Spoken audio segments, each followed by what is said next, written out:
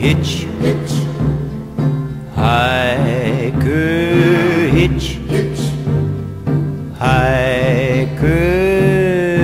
like the restless tiger, you can't stand still. Welcome to Entering the Public Domain, where you can find movies to enjoy or mock for the low price of downloading time. My apologies for the last few weeks, as I planned on reviewing In the Year 2889, but that was halted by personal problems backed up with video errors that caused me to lose 4 days of work. The movie was not worth another 2 to 3 days to redo everything. So here's the review. It sucked. It was a remake of a Roger Corman film that was probably done in 5 days on a $34 budget, and it couldn't improve one daggone thing. That out of the way, frustration setting in, I decided to find an enjoyable public domain film for this week, so I took a step away from the horror genre, and looked instead at some noir, even if I can't pronounce it correctly. And that's when I found The Hitch-Hiker. It's been called the first film noir directed by a woman, but that was later disproven. From my research, this is the first film noir to ever use the killer hitchhiker setup. But that could be wrong too. I mean, I'm a reviewer, not a historian. Jim. So let's get to this. The cast. Roy, a garage owner who is excited about his fishing trip, starts to crack as things go on. Gil. Both Roy and he are war buddies, but Gil seems to keep his cool, waiting for the right moment. The Hitcher. His right eye is partially paralyzed, but he can see just fine to shoot. The police. We have 2 main detectives, one American, one Mexican, who try to figure out the path of our Hitcher. Then we also follow Mexican police officers as they look for him. And that's basically it. So on to the review. We open with a nice message informing us that this could happen to us. This wasn't cliché back then, I think. Again, reviewer, not historian. It also shares with us just how true this true story truly is. It's true. Really, really true. It's so true that true things say, wow, that's really true. Now be afraid. So, after the opening credits, we meet our killer, or at least his feet. These early scenes are really good, as without uttering a word, we establish that he'll shoot anyone, including a presumably defenseless woman, as well as show he has no problem driving a car on his own. It basically means that if he feels like using that gun, he will, and there's no debating either way, although the movie does kind of run over that later on. We meet our fishing buddies. Sadly, they aren't Danny Glover and Joe Pesci, but this works. They're on their way to Mexico, as shown by them passing through a city covered in Spanish. But later on, they stumble upon our hitchhiker, his borrowed car broken down. They offer him a lift to the next gas station, and that's when the fun begins. All they have left to do is drive and drive where he tells them to. So after some driving, Hitcher decides to stop and prove a point. They pull to the side and he gives a speech, informing them he has no problem shooting. In case they don't understand this, he decides to show off. However, since he noticed they had a rifle in the trunk, he decides to test Gil.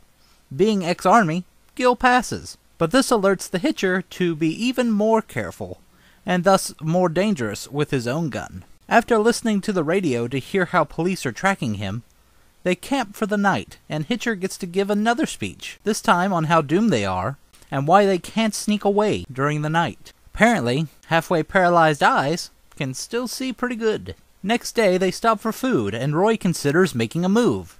However, before he can pounce, a little girl starts talking to Hitcher. Apparently, since little girls are made of glass, Roy can't make his move and apologize later. Oh well, back to the car with a gun at your back. Meanwhile, the police in this movie, being actually intelligent, work to track down Hitcher. We cut back to them periodically as they work out where they're going, as well as leak false information to radio stations to protect the fishing duo. Effective police in a movie.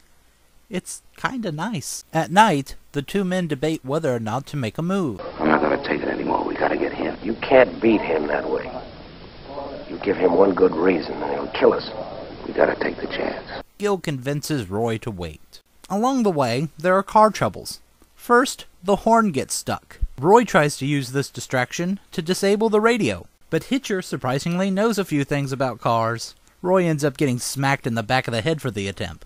No bullet yet, making me wonder what the earlier people did to earn their death. Later on, a tire blows. As they fix it, a car drives up to offer help. Hitcher doesn't shoot them, and they drive away after being rejected. We see them later talking to the cops. Well, I guess that's what we call a mistake, eh? Night comes again, but the car needs gas. Hitcher makes them pull over and break the lock on a gas pump. A dog starts barking, and we get another sight of Hitcher's bad side.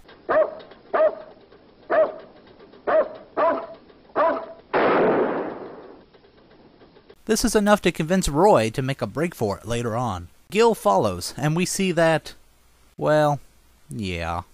Hitcher almost runs them down, and in honesty it would have made sense due to them trying to escape, but instead he must just really enjoy kidnapping them, so they don't become speed bumps nor bullet holders. Really, what did those other people do? Next day they stop and find a well. Hitcher notes how deep it is. He gets this reply.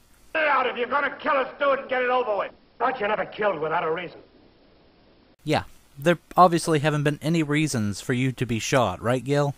Except for, oh, all the stuff you did that should have got you shot by now. For some reason, they don't get shot. Shucks. He even offers them cigarettes. Save them for the next guy that picks you up. Roy then reveals he sabotaged the car. Somehow? Hitcher responds by shooting him. Oh wait, no. That's not it. He makes them put on their fishing gear and start walking. Along the way, they see a plane, and Roy brakes. Oh, please, God! Hear me! Hear me! Come back! Come back!